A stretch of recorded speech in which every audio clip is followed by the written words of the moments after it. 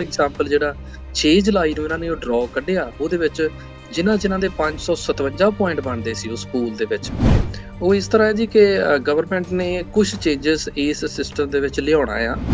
ਇਹ ਪ੍ਰੋਗਰਾਮ ਜਨਵਰੀ 1 2015 ਨੂੰ ਸ਼ੁਰੂ ਹੋਇਆ ਸੀ ਤੇ ਇਹ ਕਰਨਾ ਪੈਂਦਾ ਹੈ ਵਲੀ ਸਾਹਿਬ, ਕਿਉਂਕਿ ਅਗਰ ਕੋਈ ਵੀ ਸ਼ਖਸ ਤੁਹਾਨੂੰ ਵੀਜ਼ੇ ਦੀ ਗਾਰੰਟੀ ਦੇ ਰਿਹਾ ਆ, ਅਗਰ ਕੋਈ ਸ਼ਖਸ ਤੁਹਾਨੂੰ ਅੱਜ ਦੇ ਯੁੱਗ ਦੇ ਵਿੱਚ ਜੇ 2022 ਦੇ ਵਿੱਚ ਬੈਠ ਕੇ ਕੋਈ ਇਨਸਾਨ ਠੱਗਿਆ ਜਾ ਰਿਹਾ ਆ, ਉਹਨਾਂ ਦੇ ਹੱਥਾਂ ਵਿੱਚ ਐਪਲ ਦੇ ਸੈਮਸੰਗ ਦੇ ਬੜੇ ਮਹਿੰਗੇ ਫੋਨ ਫੜੇ ਹੋਏ ਆ। ਬਾਬੂਸ਼ਾਹੀ ਟਾਈਮ ਸਭ ਦਾ ਸਵਾਗਤ ਹੈ। ਮੈਂ ਬਲਜੀਤ ਬੱਲੀ, ਐਡੀਟਰ ਬਾਬੂਸ਼ਾਹੀ ਨੈਟਵਰਕ, babushahi.com, ਤਿਰਛੀ ਨਜ਼ਰ ਮੀਡੀਆ।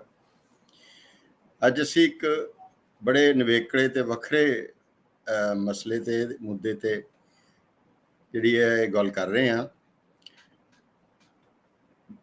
ਪੰਜਾਬੀਆਂ ਨੂੰ ਤੇ ਪੰਜਾਬ ਦੇ ਲੋਕਾਂ ਨੂੰ ਜਿਹੜਾ ਬਹੁਤ ਸਾਰਾ ਇਹ ਉਹਨਾਂ ਦੀ ਚਾਹ ਤੇ ਇੱਛਾ ਬਾਹਰ ਜਾਣ ਦੀ ਹੁੰਦੀ ਹੈ,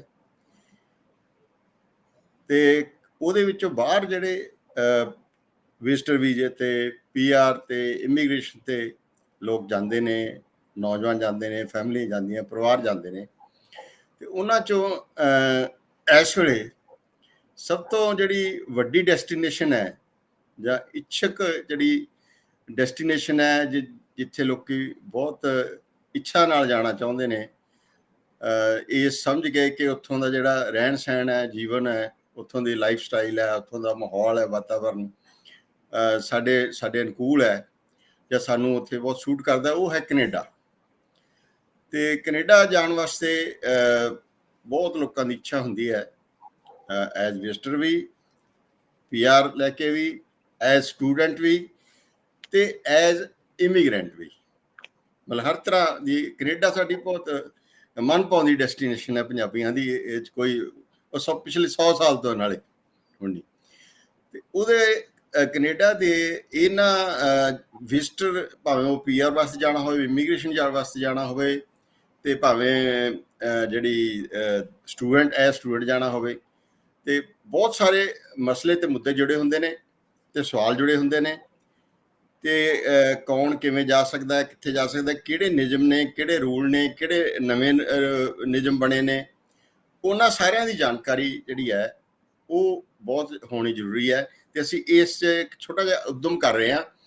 ਅਸੀਂ ਇੱਕ ਪ੍ਰੋਗਰਾਮ ਸ਼ੁਰੂ ਕਰ ਰਹੇ ਹਾਂ ਜਿਸ 'ਚ ਅਸੀਂ ਕੋਸ਼ਿਸ਼ ਕਰਿਆ ਕਰਾਂਗੇ ਕਿ ਤੁਹਾਨੂੰ ਇਹਨਾਂ ਸਵਾਲਾਂ ਦੇ ਜਵਾਬ ਵੱਧ ਤੋਂ ਵੱਧ ਦਿਆਨਤਦਾਨੀ ਨਾਲ ਲੈ ਕੇ ਦੇ ਸਕੀਏ। ਤੇ ਇਸ ਮੰਤਵ ਲਈ ਮੇਰੇ ਨਾਲ ਨੇ ਸਰੀ ਤੋਂ ਜੁੜੇ ਹੋਏ ਨੇ Jasvir Singh. Heritage immigration and income tax ਇਹਨਾਂ ਦੀ ਜਿਹੜੀ ਫਰਮ ਹੈ, ਕੰਪਨੀ ਦਾ ਨਾਂ ਹੈ। ਕਾਫੀ ਲੰਮੇ ਸਮੇਂ ਤੋਂ ਇਹ ਐਜ਼ ਕੰਸਲਟੈਂਟ ਜਿਹੜੇ ਹੈ ਇਸ ਫੀਲਡ 'ਚ ਕੰਮ ਕਰ ਰਹੇ ਨੇ। ਤੇ ਇਹਨਾਂ ਤੋਂ ਅਸੀਂ ਜਾਣਾਂਗੇ ਇਹਨਾਂ ਕੁਝ ਸਵਾਲਾਂ ਬਾਰੇ ਜਿਹੜੇ ਅੱਜ ਕੱਲ੍ਹ ਉੱਠੇ ਹੋਏ ਨੇ। ਵੈਸੇ ਲੰਮੇ ਸਮੇਂ 'ਚ ਵੀ ਜਿਹੜੇ ਉੱਠਦੇ ਨੇ ਉਹਨਾਂ ਬਾਰੇ ਵੀ, ਪਰ ਅੱਜ ਕੱਲ੍ਹ ਉੱਠੇ ਹੋਏ ਨੇ। ਜਸਵੀਰ ਜੀ, ਸਵਾਗਤ ਹੈ। ਬੱਲੀ ਸਾਹਿਬ, ਸਭ ਤੋਂ ਪਹਿਲਾਂ ਤੁਹਾਡਾ ਤੇ ਤੁਹਾਡੇ ਦਰਸ਼ਕਾਂ ਦਾ ਬਹੁਤ ਪਿਆਰ ਤੇ ਸਤਿਕਾਰ ਭਰੀ ਸਤਿ ਸ਼੍ਰੀ ਅਕਾਲ। ਥੈਂਕ ਯੂ ਤੁਹਾਡਾ, ਤੁਸੀਂ ਅੱਜ ਮੌਕਾ ਦਿੱਤਾ ਕਿ ਆਪਾਂ ਅੱਜ ਕੈਨੇਡਾ ਦੀ ਇਮੀਗ੍ਰੇਸ਼ਨ ਬਾਰੇ ਕੁਛ ਗੱਲਾਂ ਕਪੱਤਾਂ ਆਪਣੇ ਪਿਆਰੇ ਦਰਸ਼ਕਾਂ ਨਾਲ ਸ਼ੇਅਰ ਕਰ ਸਕੀਏ। ਆਪਣਾ ਤੁਸੀਂ ਇਸ ਫੀਲਡ 'ਚ ਹੈਗੇ ਹੁਣ, ਇਸ ਵੇਲੇ ਪਹਿਲਾਂ ਪ੍ਰੈਜ਼ੈਂਟ ਤੋਂ ਗੱਲ ਕਰ ਰਹੇ ਨੇ। ਕੈਨੇਡਾ ਦਾ ਜਿਹੜਾ ਇਮੀਗ੍ਰੇਸ਼ਨ ਪ੍ਰੋਗਰਾਮ ਜਾਂ PR ਪ੍ਰੋਗਰਾਮ ਹੈ, ਇਸ ਵੇਲੇ ਉਹਦੀ ਸਭ ਤੋਂ ਤਾਜ਼ੀ ਖਬਰ ਕੀ ਹੈ, ਤਾਜ਼ਾ ਜਾਣਕਾਰੀ ਕੀ ਹੈ? ਬੱਲੀ ਸਾਹਿਬ, ਜਿਸ ਤਰ੍ਹਾਂ ਤੁਸੀਂ ਬਹੁਤ ਅੱਛੇ ਤਰੀਕੇ ਨਾਲ ਡਿਸਕ੍ਰਾਈਬ ਕੀਤਾ ਆ ਕਿ ਕੈਨੇਡਾ ਹਮੇਸ਼ਾ ਤੋਂ ਹੀ ਪੰਜਾਬੀਆਂ ਦੀ, ਜਾਂ ਖਾਸ ਤੌਰ ਤੇ ਪੰਜਾਬੀਆਂ ਦੀ ਤੇ ਬਾਕੀ ਸਾਰੀਆਂ ਕਮਿਊਨਿਟੀਆਂ ਦੀ ਇੱਕ ਬੇਹੱਦ ਪ੍ਰਾਇਓਰਿਟੀ ਰਿਹਾ ਆ ਕਿ ਅਸੀਂ ਕਿਸੇ ਵੀ ਤਰੀਕੇ ਨਾਲ ਇਹਨਾਂ ਮੁਲਕਾਂ ਦੇ ਵਿੱਚ ਆ ਜਾਈਏ। ਤੇ ਕੈਨੇਡਾ ਨੇ ਵੀ ਬੜੀ ਉਦਾਰਤਾ ਤੇ ਬੜੇ ਵੈਲਕਮ ਤਰੀਕੇ ਦੇ ਨਾਲ ਸਾਡੀਆਂ ਜ਼ਿੰਦਗੀਆਂ ਨੂੰ ਅੱਛੇ ਤਰੀਕੇ ਨਾਲ ਸਿਰਜਿਆ ਆ, ਸਾਨੂੰ ਅੱਛੇ ਤਰੀਕੇ ਨਾਲ ਇੱਕ ਚੰਗੀ ਜ਼ਿੰਦਗੀ ਦਿੱਤੀ ਹੈ। ਤੇ ਅਸੀਂ ਤਾਂ ਇਹੀ ਕਾਮਨਾ ਕਰਦੇ ਹਾਂ ਕਿ ਹਰ ਇੱਕ ਜਿਹੜਾ ਵੀ ਕੋਈ ਕੈਨੇਡਾ ਦੇ ਵਿੱਚ ਆਉਣ ਦਾ ਚਾਹਵਾਨ ਆ, ਉਹ ਲੀਗਲ ਤਰੀਕੇ ਨਾਲ, ਕਾਨੂੰਨੀ ਤਰੀਕੇ ਨਾਲ ਕੈਨੇਡਾ ਦੇ ਵਿੱਚ ਪਹੁੰਚੇ। ਸੋ ਜਿੱਥੇ ਕੈਨੇਡਾ ਦੇ ਬਹੁਤ ਸਾਰੇ ਵੱਖਰੇ ਪ੍ਰੋਗਰਾਮ ਆ ਇੱਥੇ ਆਉਣ ਲਈ, ਵਿਜ਼ਿਟ ਕਰਨ ਲਈ, ਕੰਮ ਕਰਨ ਲਈ, ਪੱਕੇ ਤੌਰ ਤੇ ਸੈਟਲ ਹੋਣ ਲਈ, ਉਹਨਾਂ ਸਾਰੇ ਪ੍ਰੋਗਰਾਮਸ ਦੇ ਵਿੱਚੋਂ ਜਿਸ ਤਰ੍ਹਾਂ ਤੁਸੀਂ ਲੇਟੈਸਟ ਨਿਊਜ਼ ਦੀ ਗੱਲ ਕੀਤੀ ਆ, ਉਹ ਹੈਗੀ ਆ ਕਿ ਪਿਛਲੇ ਆਲਮੋਸਟ 2 ਸਾਲ ਤੋਂ ਕੈਨੇਡਾ ਦਾ ਬਹੁਤ ਹੀ ਇੱਕ ਪੋਪੂਲਰ ਪ੍ਰੋਗਰਾਮ, ਜਿਹਨੂੰ ਪੁਆਇੰਟ ਸਿਸਟਮ, ਜਿਹਨੂੰ ਫੈਡਰਲ ਜੀ, ਸਕਿਲਡ ਵਰਕਰ ਪ੍ਰੋਗਰਾਮ ਕਿਹਾ ਜਾਂਦਾ ਆ, ਉਹ ਜੀ, ਪ੍ਰੋਗਰਾਮ ਬਹੁਤ ਕੋਵਿਡ ਦੇ ਆਲਮੋਸਟ ਸ਼ੁਰੂ ਦੇ ਦੌਰਾਨ ਤੋਂ ਹੀ ਬੰਦ ਕਰ ਦਿੱਤਾ ਗਿਆ ਸੀ, ਪੌਜ਼ ਕਰ ਦਿੱਤਾ ਗਿਆ ਸੀ। ਬਹੁਤ ਸਾਰੇ ਜਿਹੜੇ ਲੱਖਾਂ ਹੀ ਪੜ੍ਹੇ-ਲਿਖੇ ਨੌਜਵਾਨ ਕੁੜੀਆਂ, ਮੁੰਡੇ ਜਿਹੜੇ ਵੀ ਹੈਗੇ ਕੈਨੇਡਾ ਨੂੰ ਆਉਣ ਵਾਸਤੇ ਇਸ ਕੈਟਾਗਰੀ ਦੇ ਵਿੱਚ ਆਉਣ ਲਈ ਤਿਆਰ ਬੈਠੇ ਸੀ, ਉਹਨਾਂ ਦੀਆਂ ਇਹ ਆਸਾਂ ਪਿਛਲੇ 2 ਸਾਲ ਤੋਂ ਮੱਧਮ ਹੋ ਚੁੱਕੀਆਂ ਸੀ। ਬਹੁਤ ਸਾਰੇ ਕਿਉਂਕਿ ਇਹਦੇ ਵਿੱਚ ਇੱਕ ਮੇਜਰ ਰਿਕੁਆਇਰਮੈਂਟ ਹੁੰਦੀ ਆ ਇੰਗਲਿਸ਼ ਦੇ ਆਈਲੈਟਸ ਦੇ ਟੈਸਟ ਦੀ, ਜਿਹੜਾ ਜੀ। 2 ਸਾਲ ਬਾਅਦ ਐਕਸਪਾਇਰ ਹੋ ਜਾਂਦਾ ਆ। ਹਾਂ, ਬਹੁਤ ਬਿਲਕੁਲ। ਸਾਰੇ ਸਾਡੇ ਕੁਆਲੀਫਾਈਡ ਕੈਂਡੀਡੇਟ ਸੀਗੇ ਜਿਨ੍ਹਾਂ ਨੇ ਬੜੀ ਮੁਸ਼ਕਲ ਨਾਲ ਤੀਜੀ, ਚੌਥੀ ਵਾਰ ਕਰਕੇ 7-8 ਬੈਂਡ ਲਏ ਤੇ ਹੁਣ ਜਦੋਂ 2 ਸਾਲ ਤੋਂ ਇਹ ਪ੍ਰੋਗਰਾਮ ਬੰਦ ਪਿਆ ਸੀ, ਤਾਂ ਉਹਨਾਂ ਵਾਸਤੇ ਬੜਾ ਮੁਸ਼ਕਲ ਸੀ ਕਿ ਉਹ ਦੁਬਾਰਾ ਤੋਂ ਇਸ ਆਈਲੈਟਸ ਨੂੰ ਉਸੇ ਲੈਵਲ ਤੇ ਕਰ ਪਾਉਣਗੇ ਜਾਂ ਨਹੀਂ ਕਰ ਪਾਉਣਗੇ। ਇੱਕ ਏਜ ਦੇ ਪੁਆਇੰਟ ਹੁੰਦੇ ਆ, ਏਜ ਦੇ ਪੁਆਇੰਟ ਵੀ ਹਰ ਸਾਲ ਅੱਗੇ-ਅੱਗੇ ਜਾਣ ਨਾਲ ਉਹ ਘਟਦੇ ਜਾ ਰਹੇ ਸੀ। ਛੱਡ ਦੇ। ਸੋ ਇਹ ਸਾਡੇ ਸਾਰਿਆਂ ਵਾਸਤੇ ਇੱਕ ਖੁਸ਼ਖਬਰੀ ਆ ਕਿ ਕੈਨੇਡਾ ਨੇ 6 ਜੁਲਾਈ ਤੋਂ ਇਸ ਫੈਡਰਲ ਸਕਿੱਲਡ ਵਰਕਰ ਦਾ ਪ੍ਰੋਗਰਾਮ ਜਿਹੜਾ ਪੁਆਇੰਟ ਸਿਸਟਮ, ਜਿਹਨੂੰ ਅਸੀਂ ਐਕਸਪ੍ਰੈਸ ਐਂਟਰੀ ਕਹਿੰਦੇ ਆ, ਉਹਦੇ ਅਧੀਨ ਉਹਨੇ 6 ਜੁਲਾਈ ਤੋਂ ਇਹ ਦੁਬਾਰਾ ਸ਼ੁਰੂ ਕਰ ਦਿੱਤਾ ਆ, ਰਿਜ਼ਿਊਮ ਕਰ ਦਿੱਤਾ ਆ। ਤੇ ਠੀਕ ਹੈ, ਕਿਉਂਕਿ ਇਹਦੇ ਵਿੱਚ ਹਰ 2 ਵੀਕ ਬਾਅਦ, ਹਰ 15 ਦਿਨਾਂ ਬਾਅਦ ਇੱਕ ਡਰਾਅ ਸਿਸਟਮ ਦੇ ਅਧੀਨ ਕੈਂਡੀਡੇਟਸ ਨੂੰ ਚੁਣਿਆ ਜਾਂਦਾ ਆ। ਸੋ ਠੀਕ ਹੈ, 6 ਜੁਲਾਈ ਨੂੰ ਕੈਨੇਡਾ ਨੇ ਆਪਣਾ ਪਹਿਲਾ ਡਰਾਅ ਕੱਢ ਦਿੱਤਾ ਇਸ ਪ੍ਰੋਗਰਾਮ 'ਚ, ਜਿਹਦੇ ਵਿੱਚ 1500 ਕੈਂਡੀਡੇਟਸ ਨੂੰ ਉਹਨਾਂ ਨੇ ਪੱਕੇ ਹੋਣ ਲਈ ਇਨਵੀਟੇਸ਼ਨ ਭੇਜ ਦਿੱਤਾ ਆ। ਇਹ ਪੱਕੇ ਠੀਕ ਹੈ, ਪ੍ਰੋਗਰਾਮਾਂ ਦੀ ਪਹਿਲੀ ਅਪਡੇਟ ਹੈ। ਠੀਕ ਹੈ। ਅੱਛਾ, ਇਹਦੇ 'ਚ ਫਿਰ ਜਿਹੜਾ ਤੁਸੀਂ ਕਿਹਾ ਹੈ ਕਿ 2 ਸਾਲ ਬਾਅਦ ਆਈਲੈਟਸ ਦਾ ਐਕਸਪਾਇਰ ਹੋ ਜਾਂਦਾ ਹੈ, ਤੇ ਉਹਦੇ 'ਚ ਕੋਈ ਉਹਨਾਂ ਨੇ ਰਿਲੈਕਸੇਸ਼ਨ ਦਿੱਤੀ, ਕੋਈ ਰਿਆਇਤ ਦਿੱਤੀ, ਜਾਂ ਉਹਦੇ 'ਚ ਕੋਈ ਮਤਲਬ ਉਸੇ ਤਰ੍ਹਾਂ ਹੀ ਕਰਨਾ ਪਏਗਾ, ਜਿਹਨਾਂ ਦਾ ਐਕਸਪਾਇਰ ਹੋ ਗਿਆ ਉਹਨੂੰ ਦੁਬਾਰਾ ਕਰਨਾ ਪਏਗਾ? ਬੱਲੀ ਸਾਹਿਬ, ਇਹ ਤੁਹਾਡਾ ਕੁਐਸਚਨ ਬਹੁਤ ਵਾਜਿਬ ਹੈ ਉਹਨਾਂ ਕੈਂਡੀਡੇਟਸ ਲਈ ਤੇ ਉਹਨਾਂ ਦਾ ਹੀ ਸਵਾਲ ਬਹੁਤਿਆਂ ਦਾ ਹੋਏਗਾ। ਅਜੇ ਤੱਕ ਕੈਨੇਡਾ ਇਮੀਗ੍ਰੇਸ਼ਨ ਨੇ ਇਸ ਸੰਬੰਧੀ ਕੋਈ ਨੋਟੀਫਿਕੇਸ਼ਨ ਜਾਰੀ ਨਹੀਂ ਕੀਤਾ ਨਹੀਂ ਕੀਤਾ। ਕਿ ਜਿਨ੍ਹਾਂ ਦੇ ਆਈਲੈਟਸ ਦੇ ਨਾਲ ਉਹ ਆਲਰੇਡੀ ਸਿਸਟਮ ਦੇ ਵਿੱਚ ਗਏ ਹੋਏ ਸੀ, ਬਟ ਦੇ ਵਰ ਵੇਟਿੰਗ ਕਿ ਚਲੋ ਕੋਈ ਡਰਾਅ ਆ ਜਾਵੇ, ਪਰ ਡਰਾਅ ਆਲ ਆਫ ਸਡਨ ਬੰਦ ਕਰ ਦਿੱਤੇ ਗਏ। ਤੇ ਉਹਨਾਂ ਦੇ ਆਈਲੈਟਸ ਜਿਹੜੇ ਐਕਸਪਾਇਰ ਹੋ ਚੁੱਕੇ ਆ, ਉਹ ਕਿਉਂਕਿ ਜਦੋਂ ਅਸੀਂ ਇਸ ਪ੍ਰੋਗਰਾਮ ਦੇ ਵਿੱਚ ਅਪਲਾਈ ਕਰਦੇ ਆ, ਤਾਂ ਉਹ ਸਾਡੀ ਪ੍ਰੋਫਾਈਲ 1 ਸਾਲ ਲਈ ਵੈਲਿਡ ਰਹਿੰਦੀ ਆ ਉਹਦੇ ਵਿੱਚ। ਅੱਛਾ, 1 ਓਕੇ, ਸਾਲ ਬਾਅਦ ਠੀਕ ਉਹ ਹੈ, ਪ੍ਰੋਫਾਈਲ ਐਕਸਪਾਇਰ ਹੋ ਜਾਂਦੀ ਆ, ਸਾਨੂੰ ਠੀਕ, ਦੁਬਾਰਾ ਪ੍ਰੋਫਾਈਲ ਐਂਟਰ ਕਰਨੀ ਪੈਂਦੀ ਆ ਤੇ ਐਂਟਰ ਕਰਨ ਵੇਲੇ ਸਾਡਾ ਆਈਲੈਟਸ ਦੁਬਾਰਾ ਤੋਂ ਵੈਲਿਡ ਚਾਹੀਦਾ ਆ। ਪਰ ਠੀਕ, ਹਜੇ ਤੱਕ ਉਹਨਾਂ ਨੇ ਕੋਈ ਐਸੀ ਰਾਹਤ ਦਿੱਤੀ ਨਹੀਂ, ਸੋ ਹਜੇ ਇਹੀ ਰਾਹਤ ਹੈ ਕਿ ਦੁਬਾਰਾ ਤੋਂ ਇਹ ਪ੍ਰੋਗਰਾਮ ਸ਼ੁਰੂ ਕਰ ਦਿੱਤਾ ਗਿਆ ਹੈ। ਉਹਨਾਂ ਨੂੰ ਦੁਬਾਰਾ ਤੋਂ ਆਈਲੈਟ ਕਰਨਾ ਪਏਗਾ ਜੇ ਐਕਸਪਾਇਰ ਹੋ ਚੁੱਕਾ ਹੈ। ਇਹ ਹੁਣ ਜਿਨ੍ਹਾਂ ਨੇ ਪਹਿਲਾਂ 2 ਸਾਲ ਪਹਿਲਾਂ ਅਪਲਾਈ ਕੀਤਾ ਸੀ ਜਾਂ ਸਾਲ ਪਹਿਲਾਂ ਅਪਲਾਈ ਕੀਤਾ ਸੀ, ਉਹਨਾਂ ਦੀਆਂ ਜਿਹੜੀਆਂ ਐਪਲੀਕੇਸ਼ਨਸ ਨੇ ਉਹ ਕੰਸੀਡਰ ਹੋਣਗੀਆਂ? ਬੱਲੀ ਸਾਹਿਬ, ਇਹ ਪ੍ਰੋਗਰਾਮ ਦੇ ਵਿੱਚ ਕਿਉਂਕਿ ਇਹ ਨਹੀਂ ਦੇਖਿਆ ਜਾਂਦਾ ਕਿ ਤੁਹਾਡੀ ਫਾਈਲ ਸਿਸਟਮ ਦੇ ਵਿੱਚ 1 ਸਾਲ, 2 ਸਾਲ ਜਾਂ 6 ਮਹੀਨੇ ਜਾਂ 10 ਦਿਨ ਪਹਿਲਾਂ ਐਂਟਰੀ ਕੀਤੀ ਗਈ ਸੀ।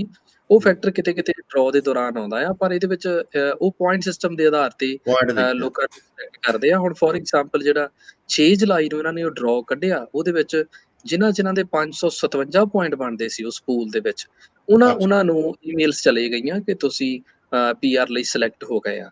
ਜਿਨ੍ਹਾਂ ਠੀਕ ਦੇ ਹੈ, 56 ਬਣਦੇ ਸੀ ਜਾਂ 557 ਤੋਂ ਘੱਟ ਸੀ, ਉਹ ਹੁਣ ਪੂਲ ਦੇ ਵਿੱਚ ਹੀ ਬੈਠੇ ਆ। ਉਹ ਹੁਣ 2-2 ਵੀਕ ਬਾਅਦ ਡਰਾਅ ਆਉਂਦੇ ਰਹਿਣਗੇ। ਹਰ ਡਰਾਅ ਵਿੱਚ ਪੁਆਇੰਟ ਦਾ ਪੱਧਰ ਬਦਲਦਾ ਜਾਏਗਾ।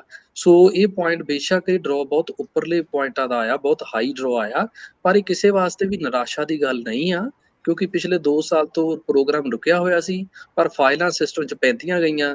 2 ਸਵਾ ਦਾ ਲੱਖ ਲੋਕਾਂ ਦਾ ਇੱਕ ਵੱਡਾ ਪਹਾੜ ਪ੍ਰੋਫਾਈਲਾਂ ਦਾ ਸਿਸਟਮ 'ਚ ਐਂਟਰ ਹੋ ਗਿਆ।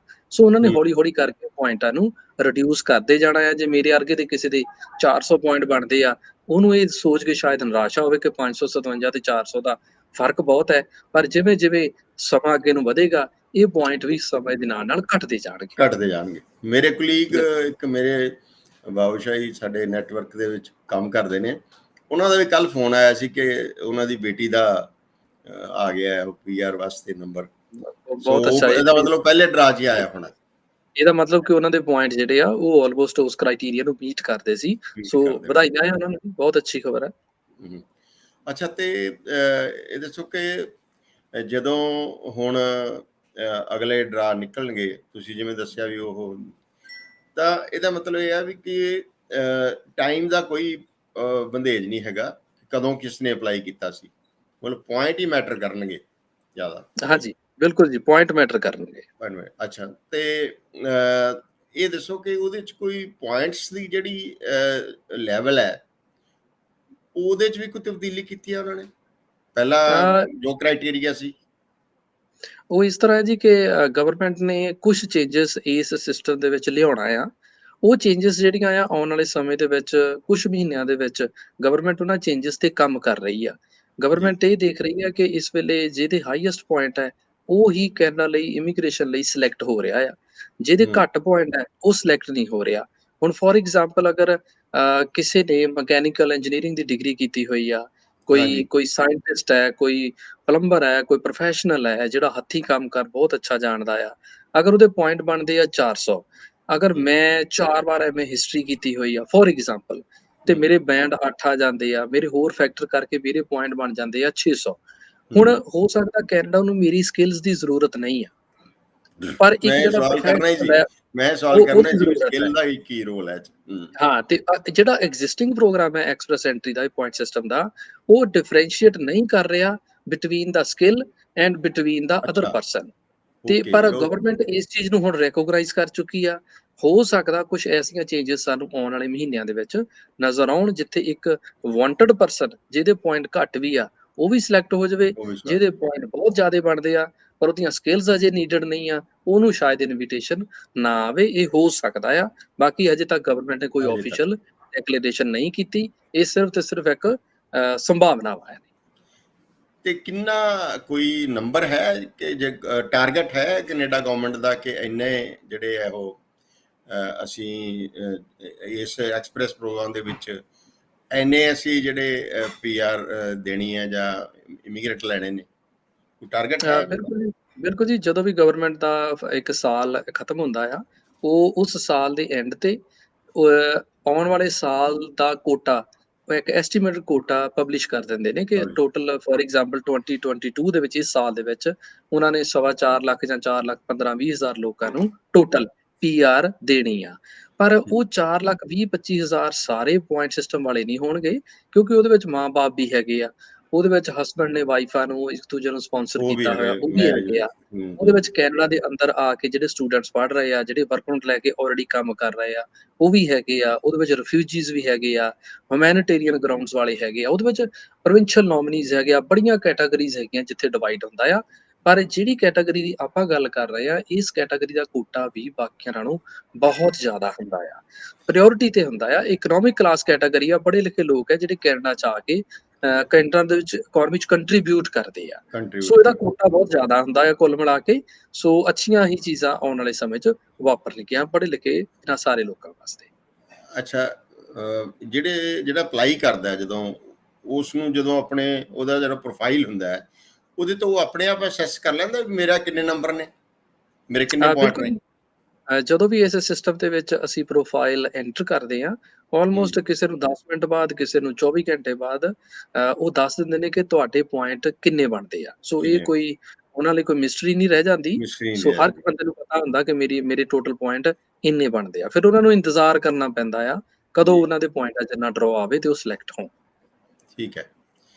ਤੇ ਇਹ ਤਾਂ ਹੋ ਗਿਆ ਜਿਹੜਾ ਹੁਣ, ਪਰ ਜਿਹੜੇ ਹੁਣ ਇਸ ਤੋਂ ਬਾਅਦ ਜਿਹਨਾਂ ਨੇ ਇਹ ਐਕਸਪ੍ਰੈਸ ਪ੍ਰੋਗਰਾਮ ਕਦੋਂ ਤੱਕ ਹੈਗਾ, ਇਹਦੀ ਕੋਈ ਇਹਦਾ ਡਿਊਰੇਸ਼ਨ ਹੈ?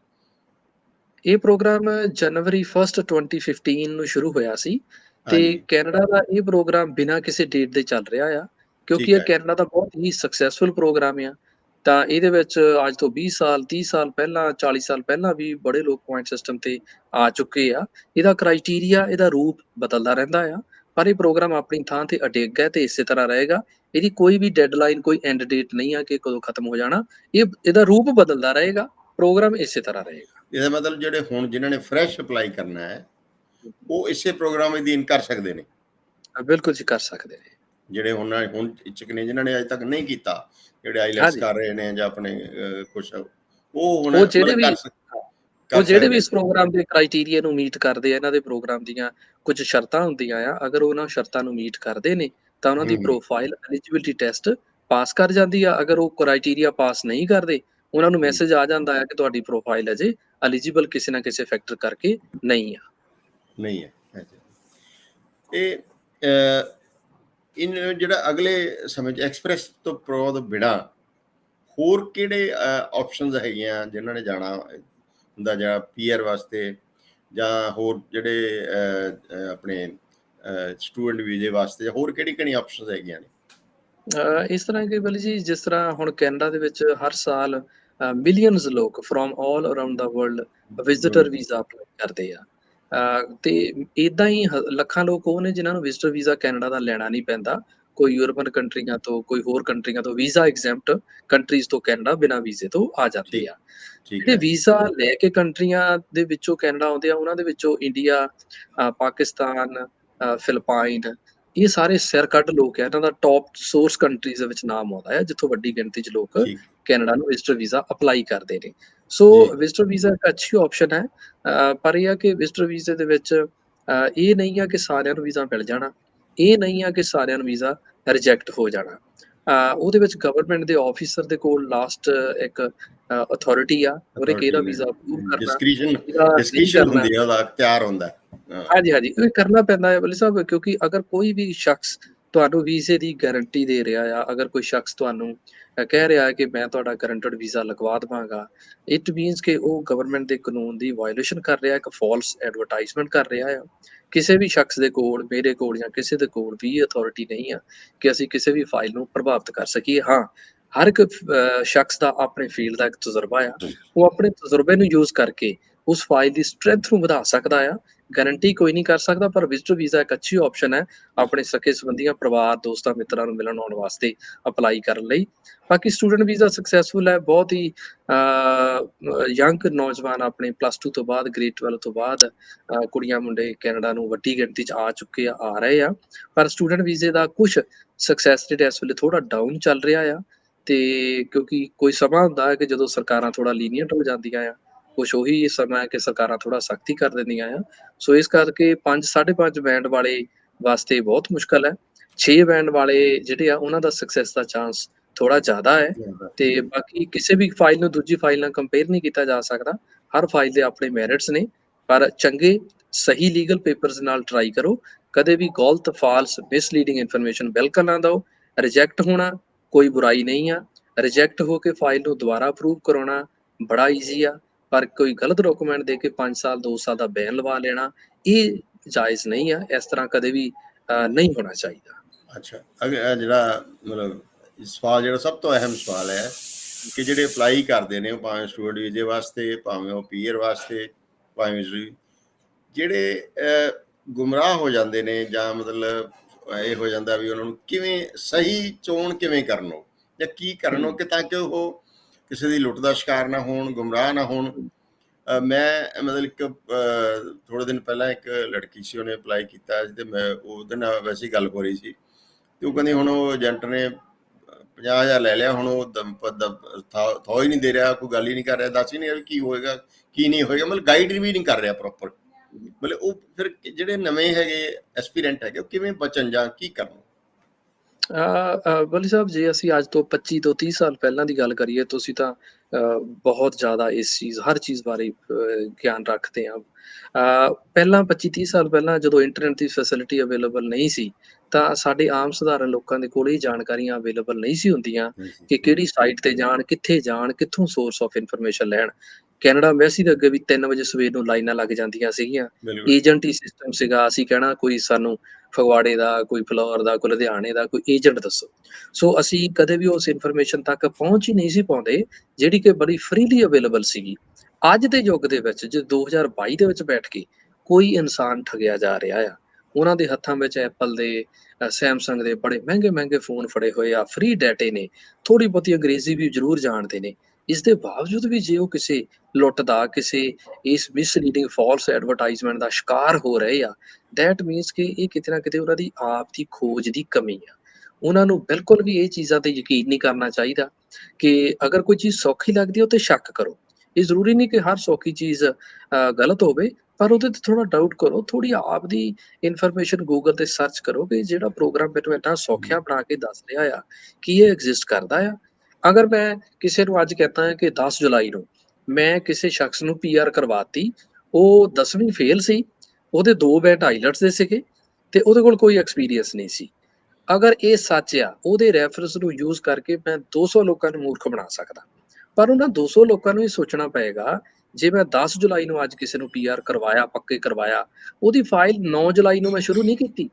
ਉਹਦੀ ਫਾਈਲ ਹੋ ਸਕਦਾ 3 ਸਾਲ ਪਹਿਲਾਂ ਵਾਲੇ ਕਾਨੂੰਨ ਦੇ ਵਿੱਚ ਮੈਂ ਲਗਾਈ ਹੋਵੇ, ਜਦੋਂ ਇਹ ਠੀਕ ਚੀਜ਼ ਐਗਜ਼ਿਸਟ ਕਰਦੀ ਸੀ। ਇਸ ਕਰਕੇ ਸਾਨੂੰ ਇਹ ਜਾਣ ਲੈਣਾ ਚਾਹੀਦਾ ਵੀ ਜਿਹੜੀ ਚੀਜ਼ ਅੱਜ ਆ, ਸਾਡੇ ਤੇ ਅੱਜ ਵਾਲੀ ਵਾਪਰਨੀ ਆ, ਅੱਜ ਦੀ ਚੀਜ਼ ਲਾਗੂ ਹੋਣੀ ਆ। ਆਪਣੇ ਆਪ ਨੂੰ ਖੁਦ ਥੋੜਾ ਅਵੇਅਰ ਕਰੋ। ਜੀ ਇਸੇ ਤਰੀਕੇ ਨਾਲ ਬਚਾਅ ਹੋ ਸਕਦਾ, ਨਹੀਂ ਤਾਂ ਸ਼ਿਕਾਰੀ ਨੇ ਤਾਂ ਸ਼ਿਕਾਰ ਝੋਕਾ ਹੀ ਕਰਨਾ, ਉਹ ਤਾਂ ਫਿਰ ਸ਼ਿਕਾਰ ਬਣਦੇ ਹੀ ਰਹਿਣਗੇ। ਸੋ ਆਪਣੀ ਥੋੜੀ ਜਿਹੀ ਜ਼ਿੰਮੇਵਾਰੀ ਵਰਤਣੀ ਪਏਗੀ। ਤੁਹਾਡਾ ਮਤਲਬ ਵੀ ਜਿਹੜੀ ਇਨਫੋਰਮੇਸ਼ਨ, ਜਿਹੜੀ ਜਾਣਕਾਰੀ